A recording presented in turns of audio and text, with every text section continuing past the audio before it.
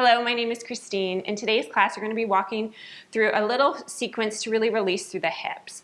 So we're going to start down on our mat. I'm going to have you lie down onto your back. So in this position, we're going to have our knees bent, feet flat on the mat. Good. So we want to have our head resting heavy. Allow the tops of the shoulder blades just to tip back here. Arms are relaxed at your side. Good. And when you're ready, we're going to start with a little tuck of the pelvis towards you and then untuck, tipping it towards your feet. So it's a little tuck and untuck. Tuck and untuck.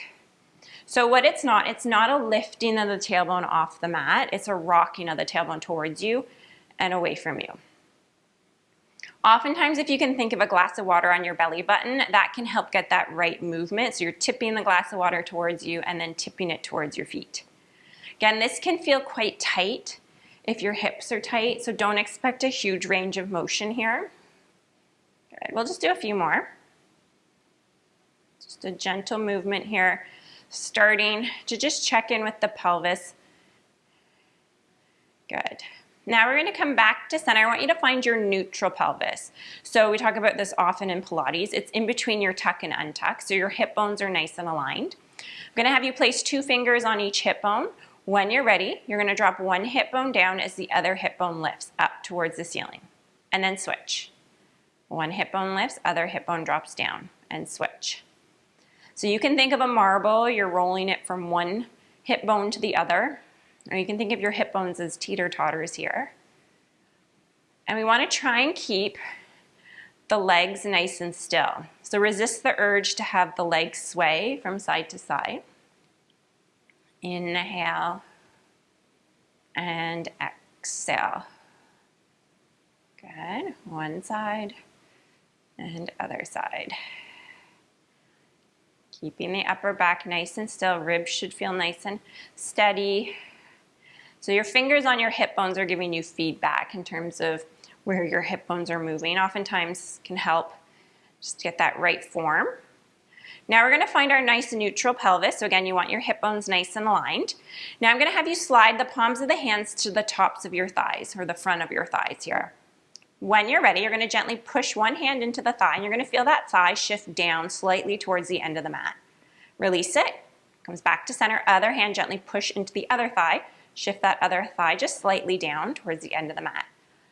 And then back to that first side. So alternating sides here. So you'll notice, if you bring your awareness to your hip bones, you're going to notice your hip bones gliding down towards the end of the mat. So we're getting this little lateral shift through the pelvis. So oftentimes we get very tight in this area of the body in our daily living, and then that causes hip pain. It can cause low back pain. It has this domino effect.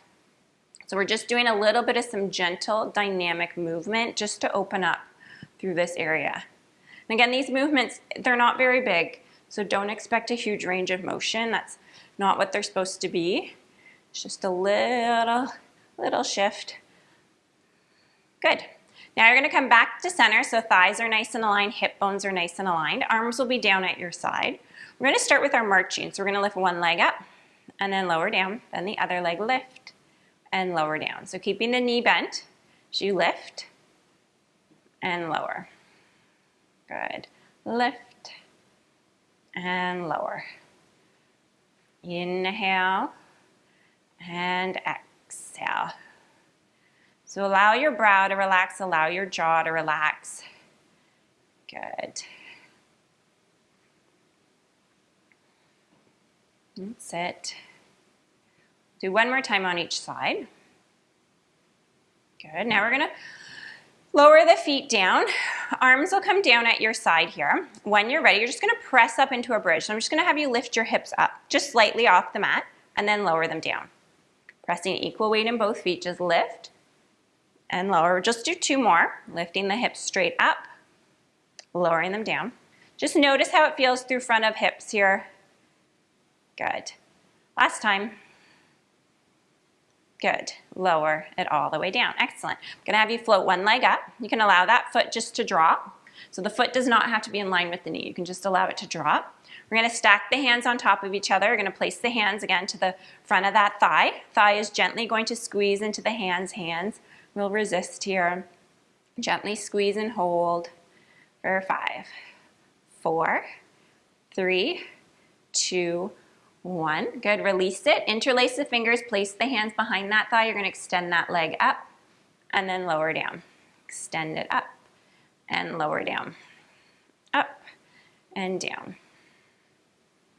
Good. Up and down. One more time. Good, lower the foot down. We're gonna release the hands, stack them on top of each other, place them again to the front of that thigh. Gently squeeze the thigh into the hand. Feel the hands resist. Keep squeezing and holding for 5, 4, 3, 2, 1. Good, release the hands. We're just gonna take the hand on the same side of that leg that's bent. You're gonna place it onto the knee. Make sure the foot is dangling here. So that's usually the hardest part. You're gonna circle that knee away. Circle it away from that midline or that center line. Circle away. Good. And circle away.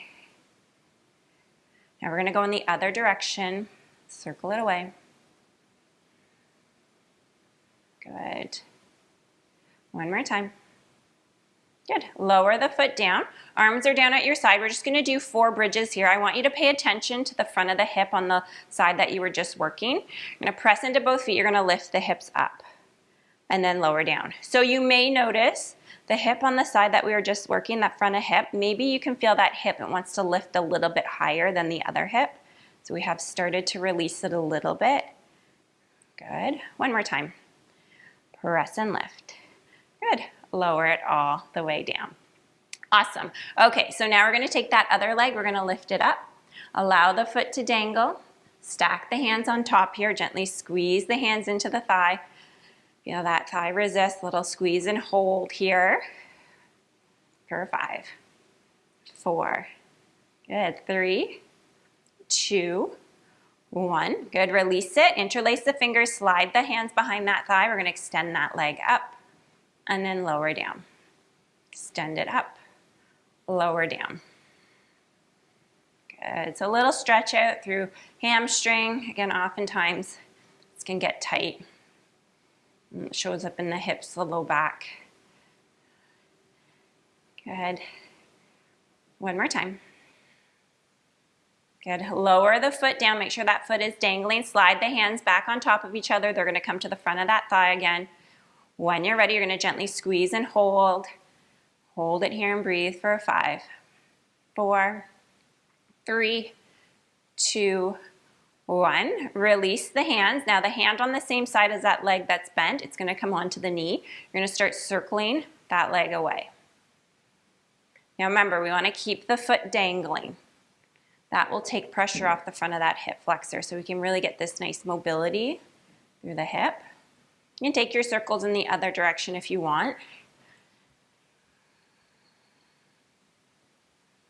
Good. Now we're going to bring the leg back to center, lower the foot down, arms are down at your side. So we want our heels in line with our sit bones, so feet are back in position here for bridge, pressing up, lifting the hips up, and then lower down. So you may notice, again, now the hips might feel a little bit more aligned as they lift.